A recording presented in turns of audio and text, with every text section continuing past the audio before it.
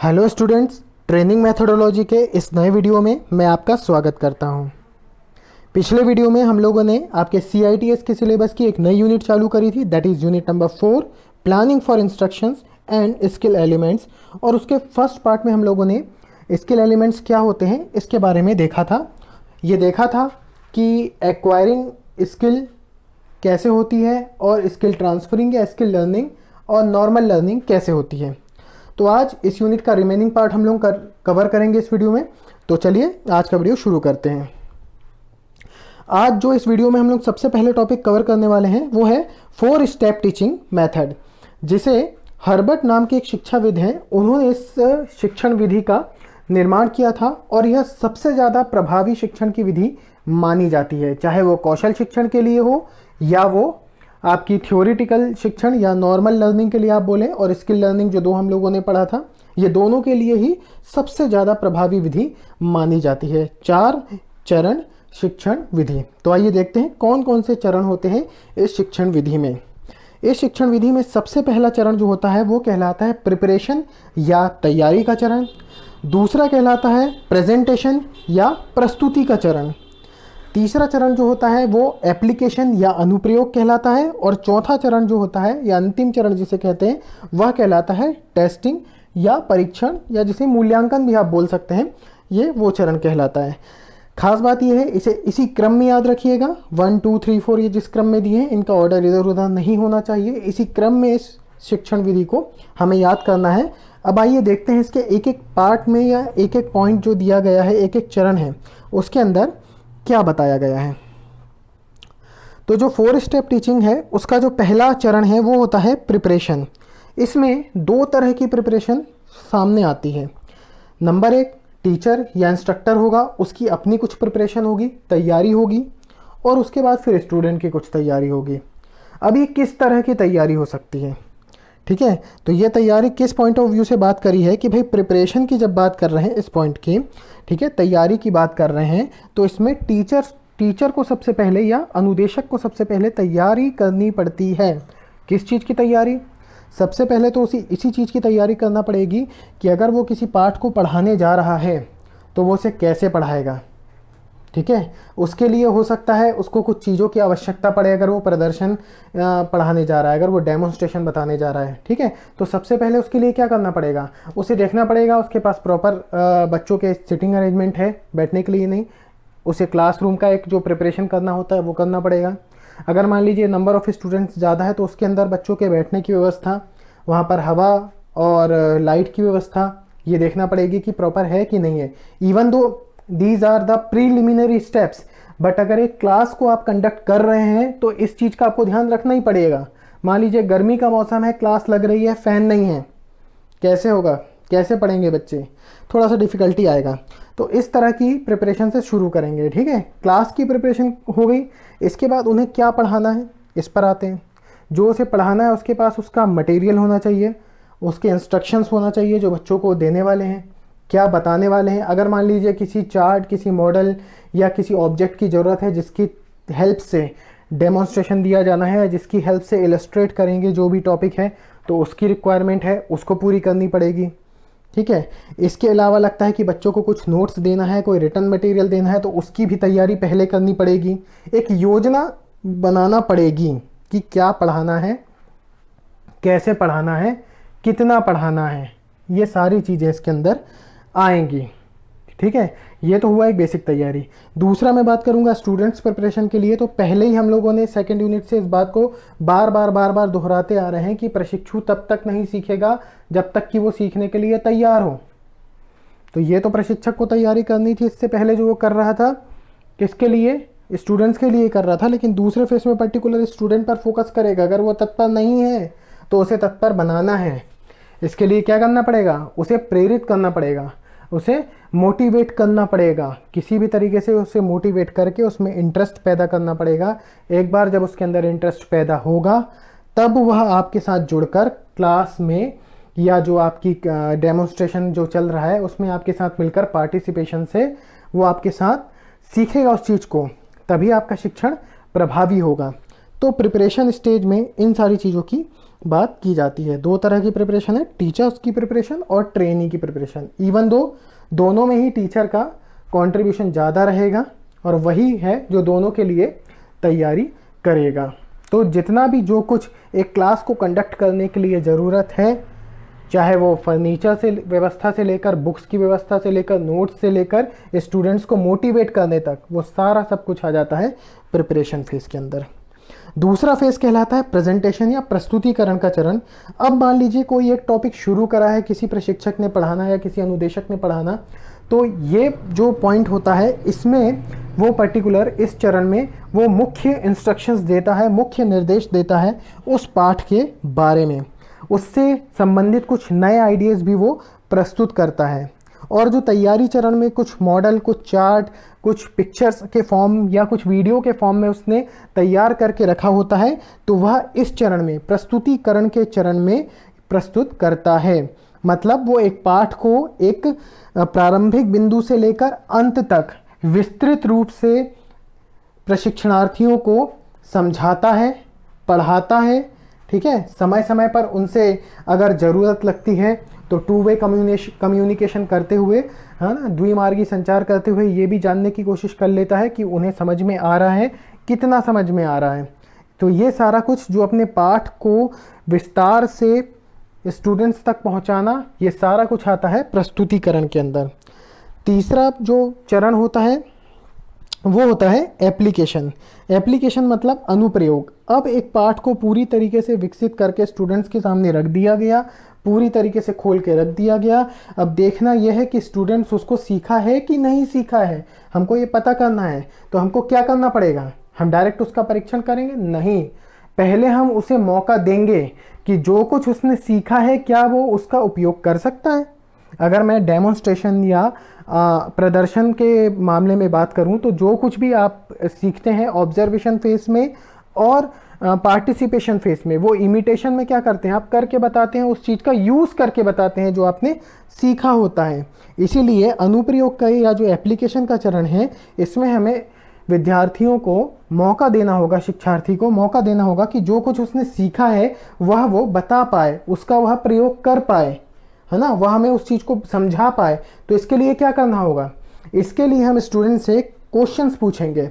हम अगर एक पाठ पढ़ा रहे हैं तो उससे संबंधित हम प्रश्न पूछेंगे और हम देखते हैं यदि प्रशिक्षु प्रश्नों के उत्तर देने में सक्षम है तो मतलब वह इस पाठ को समझ गया है, हम जो समझाना चाह रहे हैं वह उसे समझ गया है, ठीक है। एप्लीकेशन फेज में क्वेश्चन के फॉर्म में स्टूडेंट के नॉलेज को बाहर निकालना या ये देखना कि वो कितना सीखा या नहीं सीखा, ये एक तरीका होता है क्वेश्चन के फॉर्म में। लेकिन यहाँ पर ये कतई मतलब नहीं है कि एप्लीकेशन का मतलब ये हो गया है कि उसका अनुप्रयोग बताया है तो वो जाकर सीधा अनुप्रयोग करे। टीचर चाहे तो किसी स्किल में उसको प्रैक्टिस करने के लिए दे सकता है या क्वेश्चनेबल फॉर्म में भी उससे वो ये जान सकता है कि जो कुछ मैंने पढ़ाया या जो कुछ मैंने इनको बताया वो इन तक पहुँचा है और उसका वो प्रयोग करने में सक्षम है कि नहीं।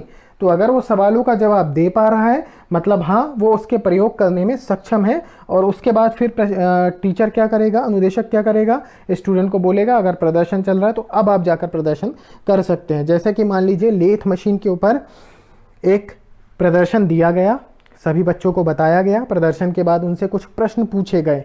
वो प्रश्न ये निश्चित कर देंगे, ये निर्धारित कर देंगे कि इस मशीन के हर हिस्से से, इस मशीन की हर प्रक्रिया से या जो भी प्रक्रिया समझाई गई है उससे जो विद्यार्थी हैं, जो हमारे शिक्षार्थी हैं, वो पूरी तरीके से परिचित हो चुके हैं। अगर वो एक कॉन्फिडेंस के साथ उन प्रश्नों का उत्तर देंगे तो हम यह समझ जाएंगे कि अब यह प्रदर्शन करने के लिए तैयार है, मतलब यह अब अनुप्रयोग का मतलब समझ गए हैं और अब इस प्रदर्शन को ये परफॉर्म कर सकते हैं।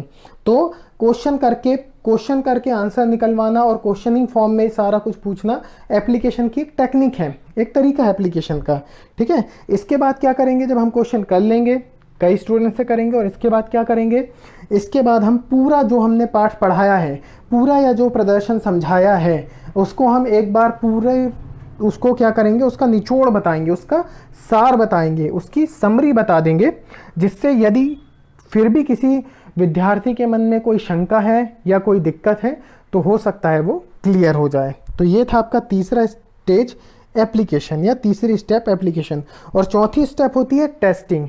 टेस्टिंग का मतलब हो गया परीक्षण। अब हमने जो प्रशिक्षु को सिखाया उसके ज्ञान का हमको क्या करना है, मूल्यांकन करना है। हमको अब जांचना है कि वो सीखा है कि नहीं सीखा है।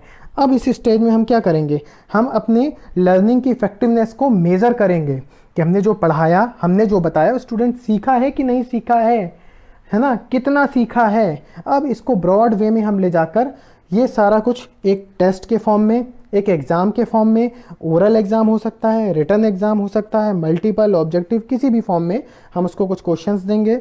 हम रिटन फॉर्म में दे सकते हैं, ओरल फॉर्म में तुरंत पूछ सकते हैं, और हम ये देखेंगे कि वो उन प्रश्नों का उत्तर दे पा रहा है कि नहीं दे पा रहा है।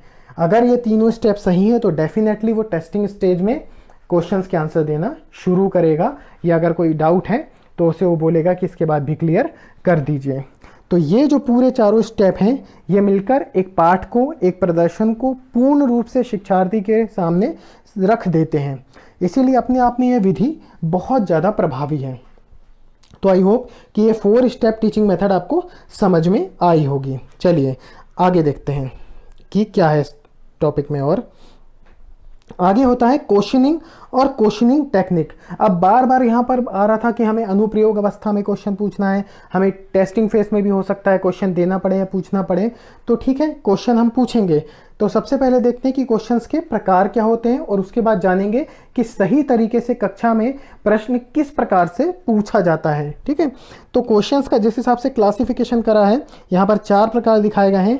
सबसे पहला होता है इंट्रोडक्टरी, या जिसे कहा जाता है परिचयात्मक प्रश्न। ये क्या होगा, जब आपको 4 स्टेप मेथड पढ़ा रहा था तो उसमें जो पहला पार्ट था प्रिपरेशन में हो सकता है कि टीचर ने सारी कुछ प्रिपरेशन कर ली, अनुदेशक ने क्लास का पूरा सेटअप कर लिया है, जो भी उसको विजुअल एड्स की रिक्वायरमेंट है वो सब वो उन्होंने तैयार कर लिए हैं। जो भी उनको पाठ्य सामग्री लगना थी, जो भी चार्ट मॉडल लगना था, उन्होंने सब तैयार कर लिया। अपने पाठ को कैसे पढ़ाना है वो तैयार कर लिया। ठीक है, यहाँ तक आ गए। अब जब उन्होंने क्लास शुरू करी, पढ़ाना शुरू करा, तो हो सकता है कि वो पिछले पाठ से रिलेटेड कुछ प्रश्न पूछें, या ये भी हो सकता है कि इस टॉपिक को शुरू करने से पहले, ठीक है, प्रशिक्षुओं को जोड़ने के लिए कुछ प्रश्न पूछें, कुछ उनके मन में जिज्ञासा पैदा करें, जिससे क्या हो, एक प्रेरणा जग सके, उसमें एक उत्सुकता जग सके, उसमें एक उत्साह जग सके, संचार हो सके उत्साह का। इसलिए हो सकता है कि वो कुछ प्रश्न इस समय पूछें। तो इस समय जो प्रश्न पूछे जाते हैं वो कहलाते हैं इंट्रोडक्टरी या परिचयात्मक प्रश्न। आई होप कि ये आपको समझ में आए होंगे। दूसरे होते हैं developing type question. Developing question क्या होते हैं कि जब आपका मेन टॉपिक आप पढ़ा रहे हैं, जैसे मान लीजिए आपको क्लास लेना थी आर्क वेल्डिंग के ऊपर। अब आप आर्क वेल्डिंग पढ़ा रहे हैं। आर्क वेल्डिंग को पढ़ाते समय लगता है कि इस पाठ को विकसित करने के लिए, इस पाठ को बच्चों के सामने और अच्छी तरीके से प्रस्तुत करने के लिए कुछ प्रश्नों को पूछने की आवश्यकता है, कुछ और जिज्ञासाएं बढ़ाने की आवश्यकता है। तो इस समय जो प्रश्न पूछे जाएंगे वो कहलाते हैं डेवलपिंग क्वेश्चन या विकासात्मक प्रश्न। तीसरा होता है डिसिप्लिनरी क्वेश्चंस। डिसिप्लिनरी क्वेश्चन क्या है कि भाई हम अब पढ़ा रहे हैं पूरी क्लास कंटिन्यूसली, ये हो सकता है स्टूडेंट का लग रहा है आपको ध्यान भटक रहा है या वो डिस्ट्रैक्ट होना शुरू हो गया है। उस समय उसको डिसिप्लिन फॉर्म में वापस लाने के लिए या उसको क्लास के अंदर वापस लाने के लिए क्वेश्चन पूछा जाता है कि मैं क्या पढ़ा रहा था, हमने अभी जो बताया वो क्या था। या ये हो सकता है कि मैंने अभी बताया आर्क वेल्डिंग के अंदर कितना टेम्परेचर जनरेट होता है, हाँ भाई आप बताइए कितना टेम्परेचर जनरेट होता है। तो इस तरीके से क्लास को वापस से कंबाइन करने के लिए एक बार ऐसा हो सकता है कि उसको, अगर वो डिस्ट्रैक्ट हो रहे हैं तो उनको वापस पकड़ने के लिए इस समय जो प्रश्न पूछे जाते हैं वो कहलाते हैं डिसिप्लिनरी टाइप क्वेश्चन। और चौथा होता है कॉम्प्रिहेंशन या संक्षिप्त प्रश्न। ये आपकी पाठ की समाप्ति के बाद पूछे जा सकते हैं। आपने एक पाठ पढ़ा दिया, एक लेसन पढ़ा दिया जो आपका आज का लेसन था, और उसके बाद आपको लगता है कि कुछ क्वेश्चन मुझे पूछना है, तो उस समय जो क्वेश्चन पूछे जाते हैं वो कहलाता है कॉम्प्रिहेंशन या संक्षिप्त क्वेश्चन। तो ये क्वेश्चंस के मुख्य प्रकार थे। इसके अलावा एक और प्रश्न होता है प्रतिक्रियात्मक प्रकार का प्रश्न। ये क्या होता है, जब आपका एक पूरा होल लेसन या पूरी यूनिट खत्म हो जाती है, उसके बाद आप कुछ प्रश्न पूछते हैं, वो रिटर्न फॉर्म में भी पूछ सकते हैं। तो वो सारे प्रश्न आते हैं प्रतिक्रियात्मक प्रकार के प्रश्न। कॉम्प्रिहेंशन और प्रतिक्रियात्मक लगभग एक समान ही आपको प्रतीत होगा, लेकिन कॉम्प्रिहेंशन तुरंत पाठ के बाद जनरली पूछ लिया जाता है, और प्रतिक्रियात्मक जो है प्रश्न वो पूरा चैप्टर कंप्लीट होने के बाद जनरली टेस्ट के फॉर्म में ही लिया जाता है। ओरल ले लें आप, रिटर्न ले लें, जैसा भी आप चाहें वो ले सकते हैं। तो ये क्वेश्चन के कुछ टाइप्स थे। आई होप कि आपको समझ में आए होंगे। आगे देखते हैं क्लास के अंदर क्वेश्चन को पूछने की सही टेक्निक क्या होती है। ठीक है, ऐसा कभी नहीं होगा कि जब आप पढ़ा रहे हैं और आपको जब 4 स्टेप टीचिंग के अकॉर्डिंग आप पढ़ाएं और एप्लीकेशन और टेस्ट स्टेज में मान लीजिए आप क्वेश्चन पूछते हैं, तो आप किस तरीके से क्वेश्चन पूछें कि उसका मैक्सिमम यूटिलाइजेशन हो। ठीक है, तो इसकी जो प्रोसेस होती है उसमें 5 या 6 पार्ट होते हैं जिस तरीके से यहाँ पर दिखाए गए हैं। सबसे पहले तो हम क्या करेंगे, फर्स्ट पार्ट में या फर्स्ट स्टेज में हम लोग ये जो नंबर 1 में लिख देता हूँ, इसमें क्या करेंगे, address the question to the class. जो भी हमारा प्रश्न है उसे हम क्लास के सामने प्रस्तुत करेंगे। ठीक है, हमने क्लास के सामने क्वेश्चन दिया। यहाँ पर ये बात ध्यान रखना है, आप किसी स्टूडेंट विशेष को टारगेट करके क्वेश्चन नहीं पूछेंगे। आपका question open to all class होना चाहिए। आप पहले ही इंस्ट्रक्शन दे सकते हैं कि मैं क्वेश्चन पूछ रहा हूँ, बट मैं जिससे बात करूँगा या जब जिसका नाम लूँगा वही देगा, और फिर आप ये टेक्निक को शुरू कर सकते हैं। इसके बाद क्या करेंगे, थोड़ा सा हम समय देंगे, ये दूसरा स्टेप मान लेते हैं इसको, थोड़ा सा लर्नर्स को समय देंगे कि वो उसके आंसर को सोचें। पहले ही हमने बता दिया कि 10 सेकेंड 15 सेकेंड जो भी सही आंसर है वो सोच सकते हैं उसके बारे में। तीसरे नंबर पर हम क्या करेंगे, एक स्टूडेंट को कॉल करेंगे, उसे खड़ा होने के लिए बोल सकते हैं, या वैसे ही उससे बोलेंगे कि आप इस प्रश्न का उत्तर दें। ठीक है, और अगर उसने प्रश्न का उत्तर सही दे भी दिया, चौथा स्टेप जो है, अगर उसने प्रश्न का उत्तर सही दे भी दिया लेकिन हम अभी उसे नहीं मानेंगे कि वो सही है, और क्या करेंगे, उसे हम क्या करेंगे, किसी दूसरे स्टूडेंट को पास ऑन कर देंगे। इस तरीके से 4, 5, 10 स्टूडेंट्स जितने भी आपको लगते हैं उतने स्टूडेंट्स को वो क्वेश्चन पास करेंगे, ज़्यादा नहीं, 5 या 6 मैक्सिमम। और उसके बाद आप क्या करेंगे, जब ये हो जाएगा तो सभी को बैठाते हुए उस प्रश्न का सही उत्तर है उसको रिपीट करेंगे, उसको सारी कक्षा को बताएंगे। ऐसा क्यों करेंगे, ऐसा इसलिए करेंगे कि यदि कोई प्रशिक्षणार्थी उस प्रश्न का उत्तर नहीं जानता था तो भी वह उसे जान पाए, पाठ से वो और अच्छी तरीके से परिचित हो जाए। और इसके बाद का जो चरण है, यदि इसके बाद भी ये जो लास्ट पार्ट है, वैसे तो यहीं तक है, लेकिन अगर डिस्कस करने का फिर भी नीड पड़ता है, अगर स्टूडेंट्स को इसके बाद भी कोई डाउट है तो वहाँ पर आप उसे डिस्कस भी कर सकते हैं। तो ये क्वेश्चन करने का सही तरीका है होता है क्लास के अंदर। इस पे एक बार क्वेश्चन CITS एग्ज़ाम में पूछा जा चुका है, तो बिल्कुल ध्यान रखिए आप उसको, और अगर आप समझ गए होंगे तो उसका उत्तर प्रश्न का आप आसानी से दे पाएंगे। चलिए आगे देखते हैं इस चैप्टर में और क्या है। इसमें लेसन प्लान की बात करी गई है। अब क्या है, एक पाठ को पढ़ाने के लिए आपको एक योजना की आवश्यकता पड़ती है। 4 चरणीय विधि के तहत, 4 स्तरीय शिक्षण विधि के तहत हम अपने पाठ को किस तरीके से प्रशिक्षणार्थियों के सामने प्रस्तुत करेंगे, इसके एक रिटर्न फॉर्म की योजना बनाई है, उसी को कहा जाता है लेसन प्लान। उसका एक डेमोन्स्ट्रेशन के फॉर्म में, डेमोन्स्ट्रेशन तरीके के रूप में मैंने आईटॉट, जो हमारा आईटॉट भोपाल है, उससे रिलेटेड एक मैंने लेसन प्लान बनाया हुआ है। इसमें वही 4 चरण बार बार आएंगे जो कि आपकी 4 स्टेप टीचिंग में भी थे। ठीक है, इसकी बहुत ज़्यादा डिटेलिंग नहीं करेंगे। एक लेसन प्लान या एक डेमोन्स्ट्रेशन प्लान किस तरीके से तैयार करना है, इसके लिए मैं अलग से वीडियो आपके लिए प्रिपेयर कर आपको आपको अलग वीडियो के बारे में अलग वीडियो के माध्यम से समझाऊंगा। अभी यहाँ पर हम मेन पॉइंट्स देखते हैं कि एक लेसन प्लान क्या होता है। जैसे मैंने आपको बताया, एक योजना है, ये एक पाठ की योजना है कि किस तरीके से अपने पाठ को एक अनुदेशक प्रस्तुत करेगा, किस तरीके से उस पाठ को प्रशिक्षणार्थियों के सामने रखेगा जिससे वह उसका अधिक से अधिक उपयोग कर सकें। ठीक है, तो ये तो हो गया पाठ योजना और पाठ योजना का महत्व। ठीक है, इसके फ़ायदे क्या होंगे इसको बनाने के। फ़ायदा तो सबसे पहले यही होगा कि नियत समय में, जो भी हमारा समय होता है 40 मिनट या 50 मिनट, जैसे CITS में हमारा 50 मिनट का क्लास है, तो उतने समय में हमारा जो है, हमें जो पढ़ाना है एक टॉपिक को, हम उसे पूरा का पूरा बच्चों के सामने रख पाते हैं। एक तो सबसे बड़ा पहला फ़ायदा यही है।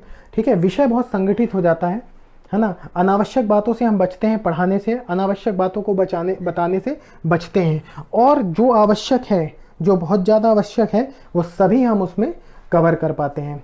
और अगर इसके फ़ायदे देखें तो एक रिकॉर्ड के फॉर्म में ही हमारे पास हो जाता है कि हमने क्या किया हुआ है। पूरा काम कोई भी हो सकता है, ये लेसन प्लान है या मान लीजिए कुछ भी आप रिटर्न फॉर्म में तैयार करते हैं, चाहे इंटरनेट पे तैयार करते हैं, एक रिकॉर्ड के फॉर्म में आपके पास तैयार हो जाता है। उससे आपको ये भी हेल्प मिलती है, पिछला क्या पढ़ाया, अगला क्या पढ़ाने वाले हैं, और अगर ज़रूरत है इसको पढ़ाने की दोबारा तो उससे रिलेटेड ये सारी चीज़ें भी आपके पास रिकॉर्ड के फॉर्म में आपके पास रह सकती हैं। ठीक है, एक और फ़ायदा ये होता है कि आप इसको जो लेसन प्लान बनाते जाते हैं तो आप अपने सिलेबस को डिवाइड करते हुए चलते हैं, तो नियत समय पर मुझे कितना सिलेबस ख़त्म करना है इसकी भी मुझे बहुत ज़्यादा मदद मिल जाती है। मेरे पास हर लेसन का मैप तैयार होता है। ठीक है, तो मैं उसे स्टूडेंट्स के सामने अच्छी तरह से प्रस्तुत भी कर पाता हूँ। तो ये लेसन प्लान के कुछ फ़ायदे होते हैं। तो आइए देखते हैं यहाँ पर लेसन प्लान जो है आप देख रहे होंगे। सबसे पहला यहाँ पर जो पॉइंट बोल्ड अक्षरों में लिखा हुआ है ये प्रिपरेशन की बात कर रहे हैं। ठीक है, प्रिपरेशन में सबसे पहले लिखा हुआ है पहला पॉइंट टाइटल, जो हमने 4 स्टेप टीचिंग में तैयारी करी थी। यहाँ पर अब जो क्लासरूम के बाहर की तैयारी है वो इंक्लूड नहीं कर रहे हैं, ये केवल लेसन के लिए बना हुआ है। तो लेसन के 4 स्टेप टीचिंग में प्रिपरेशन क्या होता है देखते हैं। तो सबसे पहले टाइटल, स्पष्ट रूप से टाइटल लिखा जाना चाहिए आप क्या पढ़ाने वाले हैं। मान लीजिए पढ़ा रहे हैं आर्क वेल्डिंग, तो आप आर्क वेल्डिंग लिखेंगे। यदि आप लिख रहे हैं यदि आप लिख रहे हैं वेल्डिंग के प्रकार तो टॉपिक हो जाएगा वेल्डिंग के प्रकार। यदि आप पढ़ा रहे हैं फाइल्स के प्रकार तो आप लिख देंगे फाइल्स के प्रकार। अगर आप पढ़ा रहे हैं फ्लैट फाइल तो आप लिख देंगे फ्लैट फाइल। हालांकि फ्लैट फाइल अपने आप में टॉपिक नहीं होगा, एक स्पेशल फाइल्स हो सकता है। तो इस तरीके से जो भी आपका टॉपिक है, जो भी टाइटल है वो यहाँ पर लिखेंगे। इसके नीचे ठीक लिखा हुआ है ऑब्जेक्टिव्स। ऑब्जेक्टिव क्या होते हैं? ऑब्जेक्टिव ये होते हैं कि भाई एक उद्देश्य के साथ आप क्लास के अंदर उतरें। जैसा कि मैंने आपको बताया कि पाठ योजना ये मदद करता है कि आप क्या बताना चाहते हैं उस समय में। तो ये बताएगा कि भाई अगर आप आर्क वेल्डिंग पढ़ा रहे हैं तो आर्क वेल्डिंग के सिद्धांत के बारे में बताएंगे। ठीक है, तो आपका उद्देश्य क्या होगा कि भाई इस पाठ की समाप्ति के बाद प्रशिक्षु योग्य हो जाएगा। किस चीज़ के लिए योग्य हो जाएगा? अपने आप से पूछेंगे किस चीज़ के लिए योग्य हो जाएगा? आर्क वेल्डिंग के सिद्धांत को समझाने में बिल्कुल हो जाएगा। आर्क वेल्डिंग प्रक्रिया को समझाने में बिल्कुल हो जाएगा। आर्क वेल्डिंग में प्रयुक्त होने वाले उपकरणों को समझाने में बिल्कुल हो जाएगा। तो इस तरीके से इसमें ऑब्जेक्टिव्स हम 1, 2, 3 जो भी होंगे वो लिखेंगे। इसके बाद नंबर 3 पॉइंट पर आ रहा है एड्स। एड्स मतलब होता है कि सहायक सामग्री क्या लग रही है। टीचिंग एड्स जो हम आगे पढ़ेंगे आने वाले चैप्टर में, तो जो भी सहायक सामग्री की आवश्यकता है वो उसमें आ जाएगी। मान लीजिए आप किसी वीडियो की हेल्प से पढ़ाना चाह रहे हैं तो आपके पास एक प्रोजेक्टर और एक लैपटॉप होना चाहिए। मान लीजिए अगर आप यहाँ पर आप वाइट बोर्ड पर पढ़ा रहे हैं तो मार्कर, वाइट बोर्ड, आपका लेसन प्लान खुद में एक आपकी रिक्वायरमेंट होता है। मान लीजिए आप फाइल्स पढ़ाने वाले हैं और आप कई तरह की फाइल्स बच्चों को दिखाना चाहते हैं वहाँ, साथ ही साथ पढ़ाते हुए हम फाइल्स का जब वर्गीकरण करते हैं तो यहाँ पर हम हो सकता है हमें फाइल्स की नीड पड़े तो वो भी हमारा टीचिंग एड बन जाएगा। इसके बाद चौथा पॉइंट है इंट्रोडक्शन। ये भी प्रेजेंटेशन प्रिपरेशन के अंदर चल रहा है। प्रिपरेशन के अंदर अब बात करेंगे इंट्रोडक्शन। इंट्रोडक्शन का मतलब होता है कि अब हमें उस पाठ का परिचय देना है, उस पाठ का परिचय देना है। ठीक है, ऐसा क्यों देना है? ऐसा इसीलिए करना है कि यदि हम सीधे मुख्य टॉपिक पर आ जाएंगे, स्टूडेंट्स को अपने साथ कनेक्ट नहीं करेंगे तो हो सकता है उनमें जो तत्परता उत्पन्न होना चाहिए वो नहीं होगी। इसीलिए इस जगह पर उन्हें थोड़ा सा प्रेरित करने की आवश्यकता है। इस समय पर उन्हें थोड़ा झंझोरने की ज़रूरत है, अपने आप से जोड़ना है, उन्हें क्लास में लाना है और उनमें इच्छा पैदा करनी है। इसलिए यहाँ पर इंट्रोडक्शन देना ज़रूरी है। अब इंट्रोडक्शन में क्या कर सकते हैं? इंट्रोडक्शन में हम यहाँ पर रिव्यू कर सकते हैं। रिव्यू मतलब हम पिछला जो हमने पढ़ाया हुआ है हम उस पार्ट से इस पार्ट को कनेक्ट कर सकते हैं, या हम बच्चों को मोटिवेट करेंगे। ठीक है, मोटिवेट करने के लिए हम क्या कर सकते हैं? किसी स्टोरी का सहारा ले सकते हैं। जो भी हम पढ़ाने वाले हैं उसकी हिस्ट्री के बारे में बता सकते हैं, उसके अनुप्रयोग के बारे में बता सकते हैं, किसी केस स्टडी के बारे में बता सकते हैं। ठीक है, तो इस तरीके से इन विधियों का किसी ना किसी उसको शौक दे सकते हैं। रिव्यू में एक और चीज़ है कि हम उसे शौक दे सकते हैं। शौक देने का मतलब यहाँ पर उसे कोई फिजिकल शौक नहीं देना, बल्कि उसके विचारों में एक शौक जनरेट करना है जिससे कि वो अटेंटिव होकर क्लास पर फोकस करने लगे। तो ये सारा कुछ आएगा रिव्यू और मोटिवेशन के अंदर। मोटिवेशन आपको करना है, कैसे करना है ये हमारा काम है। हम उसे शौक देकर कर सकते हैं, है ना। जैसे मैंने बताया, मान लीजिए फाइल पढ़ा रहे हैं और कुछ एक ऐसा एग्जांपल बताया कि मूवी चल रही थी, मूवी के अंदर और सलमान खान ने उस मूवी में अपनी तलवार निकाली, तलवार की जगह उसके हाथ में फ्लैट फाइल थी। सारे स्टूडेंट शौक हो गए, अरे ये फ्लैट फाइल कहाँ से आ गई। तो हमारा आज का टॉपिक जो हमने पढ़ने वाले फाइल का वर्गीकरण ही पढ़ेंगे और कितने प्रकार की फाइल्स होती हैं, ये सारा कुछ हम पढ़ेंगे। तो इस तरीके से सकता है हम शौक दें, या हो सकता है हम फाइल्स की हिस्ट्री की बताएं, या हो सकता है हम उस प्रोसेस के एप्लीकेशन बताएं, या हो सकता है हम रिव्यू करते हुए पिछले किसी प्रोसेस से इस प्रोसेस को कनेक्ट करें या इस टूल को कनेक्ट करें। तो ये सारा कुछ इंट्रोडक्शन के अंदर आता है। अगला टॉपिक होता है प्रेजेंटेशन, या जो हमारा इसमें देख रहे हैं आप इसमें लेसन प्लान के अंदर, उसके अंदर होता है प्रेजेंटेशन। प्रेजेंटेशन को 3 भागों में डिवाइड किया गया है, टॉपिक, इन्फॉर्मेशन पॉइंट और स्पॉट हिंट। टॉपिक के अंदर क्या आएगा, टॉपिक के अंदर जो हमारा मेन टॉपिक के अंदर सब टॉपिक है। मान लीजिए मेरा टॉपिक था आर्क वेल्डिंग, मैंने लिख दिया ऊपर। सबसे पहले मैं क्या बताना चाहता हूँ, आर्क वेल्डिंग का सिद्धांत। मैंने बताया आर्क वेल्डिंग का सिद्धांत, या मान लीजिए आर्क वेल्डिंग की परिभाषा। तो सबसे पहले मैं यहाँ पर टॉपिक में लिखूंगा परिभाषा, और इन्फॉर्मेशन के पॉइंट्स के अंदर शॉर्ट में मैंने अपनी परिभाषा लिख ली, जिसको मैं इलेबोरेट कर कर स्टूडेंट्स को बता सकता हूँ, क्योंकि ये मेरा प्लान है, लेसन प्लान मेरा प्लान है, ठीक है। स्पॉट हिंट्स में मुझे लगता है कुछ ऐसा डायग्राम हो सकता है, छोटा सा कोई कोड हो सकता है, कोई सिंबल हो सकता है, वो मुझे उस टाइम बताना चाहिए। कोई ऐसी इन्फॉर्मेशन है, मान लीजिए मुझे बताना है कि 3300 डिग्री सेंटीग्रेड टेम्परेचर यहाँ पर क्रिएट होता है, मुझे लगता है कि स्पॉट हिंट है, बच्चों को बताना चाहिए, मैंने यहाँ पर लिख लिया। तो ये स्पॉट हिंट ऐसी चीज़ है जो बहुत महत्वपूर्ण है, पाठ पर फोकस करती है, और आपको क्या करती है, इसको पाठ को विकास करने में मदद करती है। तो ये इसके अंदर इस तरीके से हम अपने पाठ को पूरा डेवलप करते हैं। तीसरा फेस आ जाता है एप्लीकेशन। एप्लीकेशन में अगेन फिर वही हम बात करते हैं कि एप्लीकेशन कैसे करना है, जो हमने पढ़ाया वो बच्चे को सीखना और उसका प्रयोग करना आना चाहिए। अब उसको प्रयोग करना आया कि नहीं आया, मैं कुछ क्वेश्चन करके पता कर लेता हूँ। तो यहाँ पर मैं कुछ क्वेश्चंस पूछता हूँ स्टूडेंट से, और यहाँ पर मैं वो क्वेश्चन लिख लेता हूँ कि मुझे कौन से क्वेश्चन पूछना है, ठीक है। इसके बाद क्या करते हैं हम, जब हमको लगता है कि 3 4 5 जितने क्वेश्चन हमें पूछना था पूछ लिए, इसके बाद हम पूरे पाठ की एक बार फिर से समरी कर देते हैं, उसका सार बताते हैं, उसका निचोड़ बताते हैं, जो कि समरी के अंदर लिख दिया जाता है। इसके बाद अगला पार्ट आता है टेस्ट। टेस्ट के अंदर अगर हम पार्ट में ही अगर हम क्लास में ही टेस्ट लेना चाह रहे हैं तो उसमें कुछ क्वेश्चंस पूछ सकते हैं, है ना। अब जब हम ये जो क्वेश्चन करेंगे, एक यहाँ पर डिफरेंस आ जाएगा। एप्लीकेशन स्टेज में जब क्वेश्चन किए जाते हैं, वहाँ पर यदि अगर स्टूडेंट नहीं बता पा रहा है, नहीं समझा पा रहा है, तो हम उसकी हेल्प कर देते हैं। लेकिन यहाँ पर जो टेस्ट हो रहा है वो मूल्यांकन वाला टेस्ट है। अगर आप वहीं क्लास में वो टेस्ट ले रहे हैं, मान लीजिए एक ओरल टेस्ट ले रहे हैं, तो वहाँ पर अब आप उसकी मदद नहीं करेंगे। अगर वो सही बताता है तो बहुत अच्छी बात है, वेरी गुड, और अगर नहीं बताता है तो आप उसे पनिशमेंट भी दे सकते हैं, ठीक है। और लास्ट में यहाँ पर हम लिखते हैं नेक्स्ट लेसन, कि हमारा अगला पाठ हम क्या पढ़ाने वाले हैं। तो इस तरीके से लेसन प्लान मैंने आपको बहुत शॉर्ट में समझाया है, काफ़ी डिटेल में है, काफ़ी ज़्यादा फ़ायदे हैं इसके, काफ़ी महत्व हैं। आई होप कि ये सारे आपको समझ में आए होंगे, और इसे कैसे बनाया जाता है इन शॉर्ट मैंने आपको समझाया।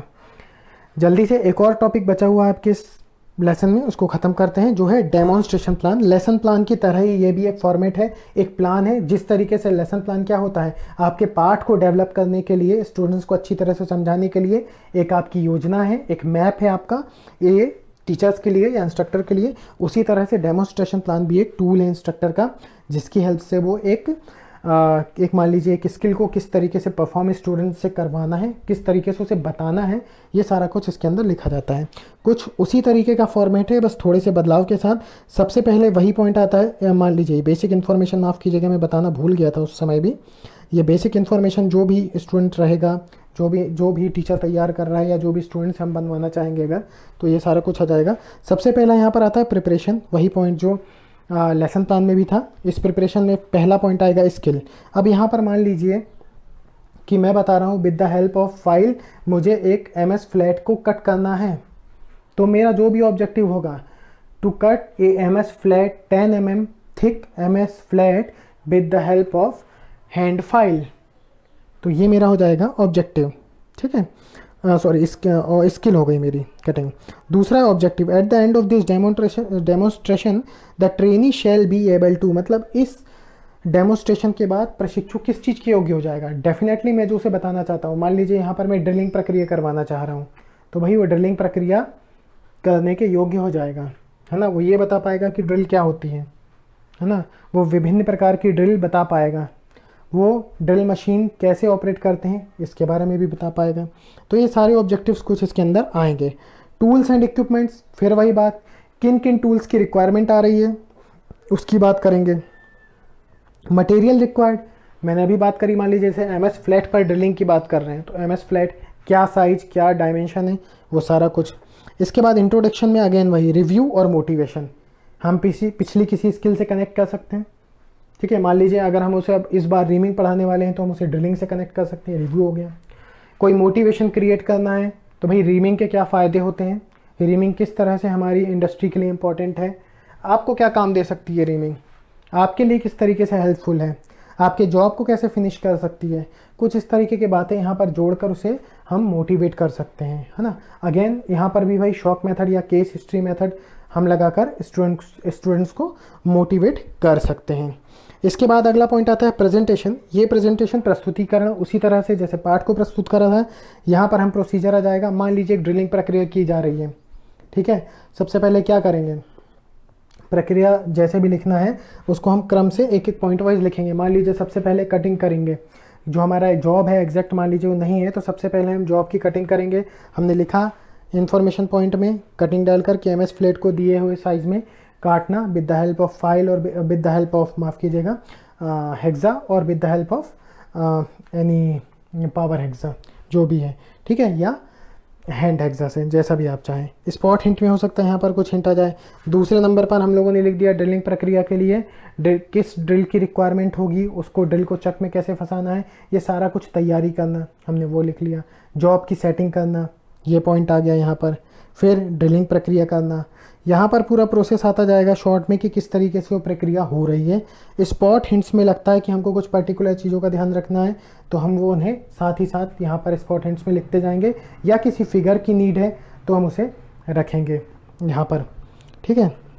इस तरीके से यहाँ प्रेजेंटेशन में हम पूरी प्रक्रिया को शॉर्ट में लिख देंगे, जिसको हम स्टूडेंट्स को इलेबोरेट कर कर समझाएंगे या प्रदर्शन कैसे करना है वो बताएंगे। तीसरा स्टेज अगेन एप्लीकेशन का आ सकता है। अब चूंकि ये डेमोन्स्ट्रेशन है, चाहे तो आप ग्रुप में स्टूडेंट से क्वेश्चन पूछ सकते हैं, अगेन वही वो सीखे कि नहीं सीखे हैं, अब इसकी टेस्टिंग करना है, जो सीखे उसका यूज़ कर पाएंगे कि नहीं कर पाएंगे, इसको मुझे चेक करना है। तो मैं क्या करूँगा, या तो क्वेश्चन फॉर्म में पूछ लूँ, या मैं फिर स्टूडेंट्स को छोटे छोटे टास्क दे दूँ को आप ये परफॉर्म करिए, आप ऐसा करिए, है ना। तो ये जैसा डेमोन्स्ट्रेशन के केस में हम जिस तरीके से चाहें इसको कर सकते हैं। समरी में एक बार फिर से जो हमने पूरा प्रोसीजर करा है, मान लीजिए ड्रिलिंग प्रक्रिया करा है, तो एक बार पूरी ड्रिलिंग प्रक्रिया को इन शॉर्ट हम उन्हें समझाएंगे। और ये अगला स्टेज है टेस्ट। टेस्ट यहाँ पर स्किल में जब भी होगा तो परफॉर्म ही कराया जाएगा स्किल का टेस्ट। जो भी हम जॉब बनाया है, जो भी हम बनाते हैं उसे प्रैक्टिस के फॉर्म में, जो हमारा रिपीटेशन फेज था, जो हमारा जहाँ पर हमें जो इसके एक्वायरिंग स्किल में हम लोगों ने पढ़ा था रिपीटेशन वाला फेज़, वो यहाँ पर बार बार करना पड़ेगा। टेस्ट के फॉर्म में हम उसे हो सकता है वो जॉब रिपीट कराएं, बनवाएं, या यहाँ पर भी टेस्ट हम क्वेश्चन के फॉर्म में देकर और इस डेमोन्स्ट्रेशन करवा कर दोनों तरीक़ों से कर सकते हैं। नेक्स्ट लेसन में जो भी स्किल अगली आएगी यहाँ पर उसके बारे में हम उनको बताएंगे स्टूडेंट्स को। तो आई होप कि ये डेमोन्स्ट्रेशन प्लान भी मैंने बहुत ज़्यादा शॉर्ट में आपको समझाया है, ये आपको समझ में आया होगा। जिस तरीके से लेसन प्लान के लिए किसी लेसन के लिए लेसन प्लान के फ़ायदे हैं, उसी तरह से डेमोन्स्ट्रेशन के भी डेमोन्स्ट्रेशन समझाने के लिए डेमोन्स्ट्रेशन प्लान होता है। तो उसी तरीके के फ़ायदे कुछ डेमोन्स्ट्रेशन प्लान के लिए भी होते हैं, जैसा कि मैंने आपको लेसन प्लान के बारे में समझाया था। तो आई होप कि आपको समझ में आया होगा। तो ये जो आपका यूनिट नंबर 4 था, इसमें इतना ही है। जो मुख्य बातें थी मैंने आपको समझाई थी। बाकी अगर आपको और लगता है कि आपको और डिटेल में पढ़ना है तो भारत स्किल पर हमारी निम्मे की बुक्स अवेलेबल हैं, आप उनसे पढ़िए, बहुत अच्छी किताबें हैं, आप ही लोगों के लिए वहाँ पर अवेलेबल कराई गई है। वो ये PDF फॉर्मेट में वो बुक, आप उसको देख सकते हैं और उससे और भी ज़्यादा डिटेल में पढ़ सकते हैं। तो आई होप कि ये टॉपिक आपको समझ में आया होगा, है ना। तो जो भी कुछ डाउट है, अगर कुछ लगता है तो उसको आप कमेंट में लिखिए, उसको मैं क्लियर करने की कोशिश करूँगा। Thank you very much.